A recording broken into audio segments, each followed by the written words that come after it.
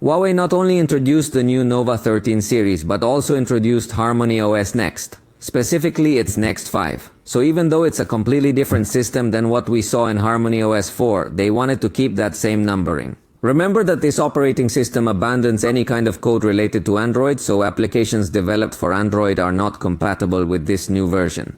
Possibly this system will remain exclusive to China since most Chinese applications have been adapted to work under this new operating system, including very famous developers such as Tencent, ByteDance or JD.com. This operating system presents important improvements for customization, but above all in fluidity, where it is said that they have improved in a brutal way.